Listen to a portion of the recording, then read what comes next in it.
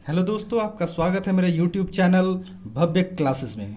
आज मैं लेकर आया हूँ नंबर सिस्टम के एक पार्ट 2, जिसका जो टॉपिक है शून्यों की संख्या ज्ञात करना। मतलब जैसे आप ये क्वेश्चन देख पा रहे हो, 1 गुना 2 गुना 3 गुना 4 गुना 5 गुना 20, इस तरह से कितने भी नंबर दे दे और पूछे कि उसका सबको गुना करने के बाद लास्ट में शून्यों की संख्या कितनी होगी। अगर लास्ट में काउंट करें तो शून्य कितने होंगे, तो किस तरीके से इसे शॉर्ट में निकाल सकते हैं। अगर इस तरीके से अगर हम इसे काउंट करना हो, चलो ये तो 20 तक है, आप फिर भी आसानी से कर लो। अगर 100 तक 500 तक का दे दे, फिर आप कैसे गुना करोगे। तो बिना कोई देर किए दोस्तों, आइए शुरू करते हैं हमारा आज का वीडियो। दोस्तों, इन संख्याओं को जानने से पहले, इसको गुना कैसे करते हैं, इसके आंसर कैसे निकालते हैं, उससे पहले हम छोटा सा एक कॉन्सेप्ट जान लें कि शून्य संख्या बनाने के लिए हमें 2 अंकों की ज़रूरत पड़ेगी।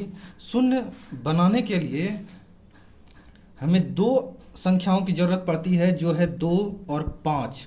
ये कम्बिनेशन जीरो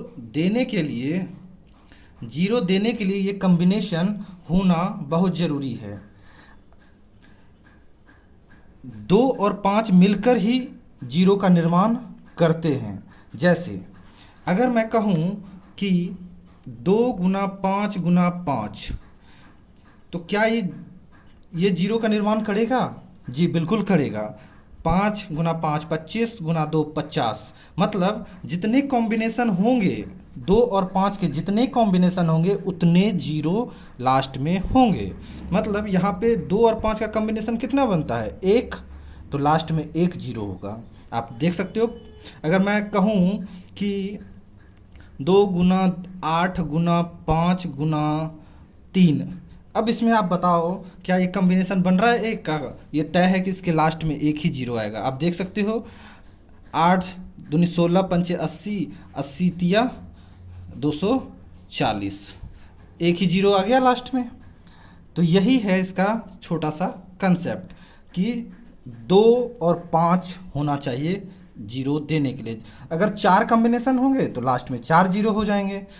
तो अब क्वेश्चन को सॉल्व कैसे करेंगे, आइए देखते हैं। अब 1 गुना 2 गुना 3 इस तरह से कितने तक है? 20 तक। और पूछ रहा है कि इसके शून्यों की संख्या क्या होगी। ऑप्शन दिए हुए हैं 5 6 7 8। ठीक है, तो इसमें आपको करना क्या है, जो भी संख्या लास्ट में दिया हो, याद रहे ये कंटिन्यूस संख्या है 20 तक। लास्ट में जो भी संख्या हो उसे 5 से डिवाइड करना है, और तब तक डिवाइड करना है जब तक वो 5 से डिविजिबल रहे। तो जब तक उसमें 5 से भाग लगता जाएगा, आप उसे तब तक भागा देते रहोगे। अब कितने हो गए? 5 चौके 20। अब क्या ये 4 में ये जो रिज़ल्ट आया, ये 4 जो आया, इसमें 5 से भाग लगेगा? नहीं लगेगा। तो मेरा आंसर यही हो गया मेरा आंसर। ठीक है, ऑप्शन डी मेरा सही है। चलिए थोड़ा और 1-2 क्वेश्चन देखते हैं, जिससे कि और अच्छे से क्लियर हो जाए। तो अगला क्वेश्चन है 1 2 3 4 इस तरह से गुना 80 तक। अब इसे कैसे निकालेंगे? याद रहे मैंने आपको क्या कहा, जो भी संख्याएं लास्ट में हो उसे 5 से डिवाइड करने हैं। सबसे पहले 80 को 5 से डिवाइड किया, कितने आ गए? 16।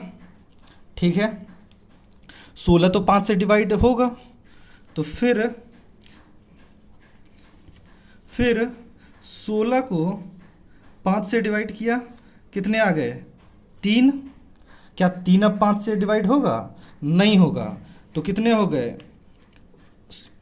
और आप सोच रहे होगे इसमें एक रिमाइंडर तो बच गया, उसे भूल जाना है। रिमाइंडर को काउंट नहीं करना है, बस ये। ठीक है, तो अब क्या हो गया, मेरा रिजल्ट क्या हो गया? 16 + 3 = 19। आंसर यही मेरा क्या हो गया? आंसर। ठीक है दोस्तों, 80 को पहले 5 से डिवाइड किए, 16 आया। फिर 16 5 से डिविजिबल है, तो उसे 5 से डिवाइड किए। ठीक है, आया 3। अब ये 3 जो आया ये 5 से डिवाइड नहीं होगा। अगर कोई संख्या आता जो 5 से डिवाइड हो सकता था तो हम उसे और डिवाइड करते।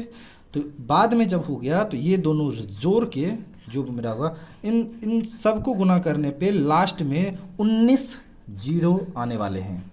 ठीक है, चलिए एक और क्वेश्चन देखते हैं। 1 से गुना करते करते कितने तक जाना है? 1000 तक। ठीक है, सबसे पहले 1000 को 5 से डिवाइड करना है। ठीक है, कितने बार में हो जाएगा? 200। ठीक है, मैं इसे कवर कर दूं। ठीक है, फिर अब 200 फिर से डिवाइड होगा। 200 को फिर 5 से डिवाइड करो, कितने बार में हो जाएगा? 40 बार में। ठीक है, इसे भी कवर कर दो। अब 40 फिर से 5 से डिविजिबल है, कितने हो गए? 8। अब 8 फिर से डिविजिबल है, कितनी बार में होगा? 1। अब बचा क्या? रिमाइंडर मेरे पास 3 बच गया, उसे छोड़ देना है। रिमाइंडर छोड़, लास्ट का रिमाइंडर छोड़ देना है। ठीक है दोस्तों, अब इसका आंसर क्या हो गया? एक तो ये 200 आंसर हो गया, 200 प्लस में 40, 40 प्लस में 8 प्लस में 1। ठीक है, आंसर क्या हो गया? 249 आंसर। सी नंबर मेरा आंसर हो गया। ये हो गया कि गुना करने के बाद उसके लास्ट में 249 जीरो होगा। ठीक है दोस्तों, उम्मीद करता हूँ कि आपको समझ में आ रहा होगा। अगर आपको समझ में आया तो दोस्तों इसे लाइक और सब्सक्राइब ज़रूर कर दें और अपने दोस्तों के साथ शेयर करें, क्योंकि आपके सब्सक्राइब, लाइक और शेयर से ही हमें मोटिवेशन मिलती है कि मैं सही रास्ते में, सही दिशा में आपको जानकारियाँ दे रहा हूँ। ठीक है दोस्तों, तो आइए अगला क्वेश्चन देखते हैं जो मेरा टाइप 2 है। टाइप 2 है। ठीक है दोस्तों, टाइप 2 का क्वेश्चन है ये। इसमें है कि अभी तक तो हम सारे देख रहे थे कि कंटिन्यूअस नंबर थे। अब इवन नंबर्स का अगर गुणनखंड के अंत में शून्य ज्ञात करने के लिए दे दे तो कैसे निकालेंगे। ठीक है दोस्तों, तो इसमें क्या करना होता है कि इसमें आपको सबसे पहले ये आखिरी डिजिट देखने हैं। 100 हैं, क्योंकि इसमें 1, 3, 5 ये सारे तो नहीं हैं, एक एक मिसिंग है। तो मतलब अगर संख्या पूछूं कितनी संख्याएं गिनेंगे, 1, 2, 3, 4, 5 इस तरह से, तो 50 संख्याएं हो जाएगी। 1 से 100 तक इवन संख्या 50 हो जाएगी। ठीक है दोस्तों, 1 से 100 तक के क्वेश्चन में है इवन संख्याएं कितनी होंगी? 50 होगी। अब क्या करना है हमें? उस 50 संख्या को 5 से डिवाइड करना है। कितना आ जाएगा? 10। अब उस 10 को फिर से 5 से डिवाइड करना है तो आ जाएगा 2। अब तो ये 5 से डिवाइड होगा नहीं, तो हमारा रिजल्ट क्या हो जाएगा? 10 प्लस 2 12। 12 मेरा आंसर हो जाएगा। ठीक है दोस्तों, यहाँ तक आपको समझ में आ रहा होगा। तो आइए देखते हैं इसके और क्वेश्चन।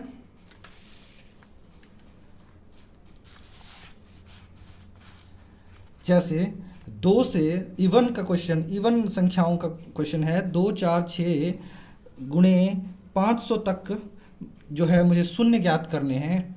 तो अभी मैंने आपको बताया और उम्मीद करता हूँ कि आप इसे वीडियो को थोड़ा देर के लिए पॉज करके आप इसे दोबारा बनाएंगे।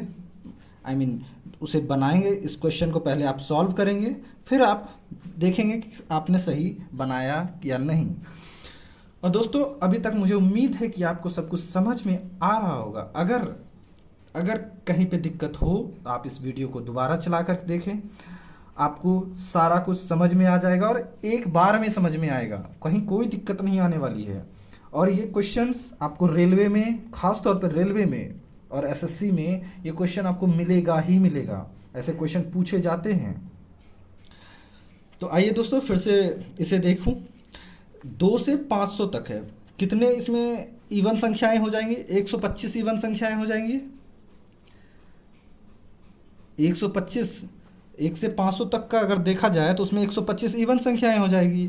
125 इवन संख्याएं होंगी तो उसे फिर 5 से डिवाइड करेंगे तो कितना आ जाएगा? 5 2 25।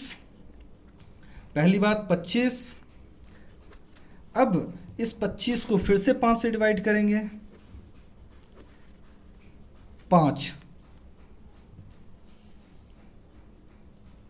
ठीक है दोस्तों, 5 आ गया।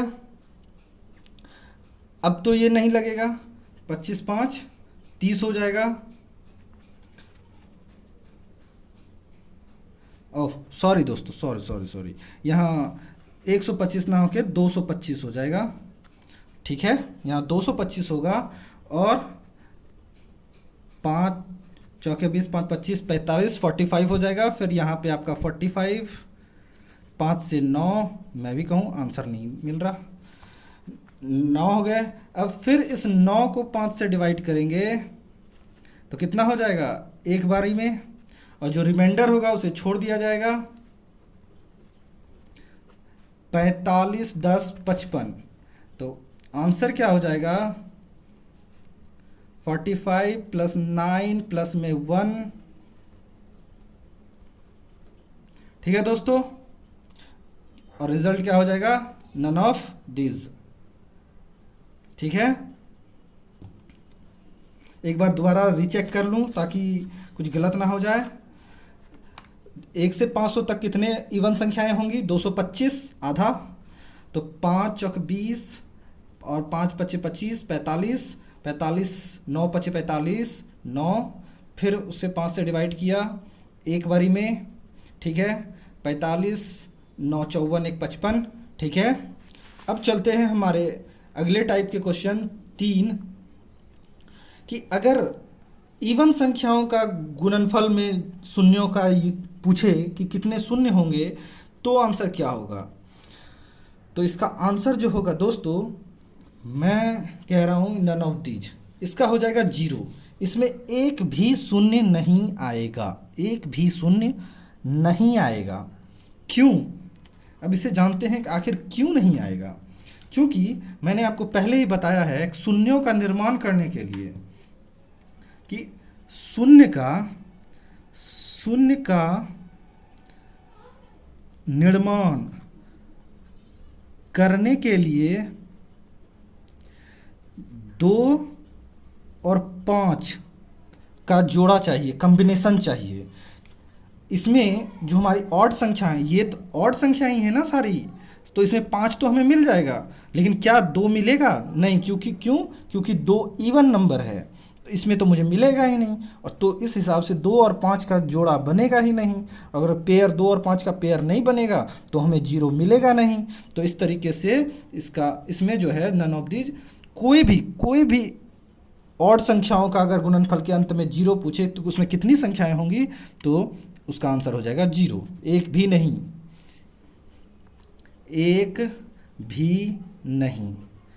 ठीक है, 0, एक भी 0 नहीं होगा। ठीक है दोस्तों, आइए हमारे अगले टाइप की तरफ चलें। अगर वो नंबर्स स्क्वायर में दिया हुआ हो तो हम क्या करें।